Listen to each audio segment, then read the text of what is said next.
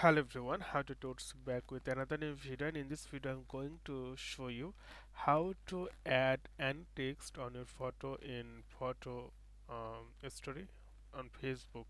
So you can see this is the Facebook homepage. So what you need to do, you need to click here, create a story, and simply click create a photo story. So you have to choose photos. I'm going to choose this one, and then if you want to add text, so I can just adjust it, and you can see the option add text. Simply click here, and then you can type anything.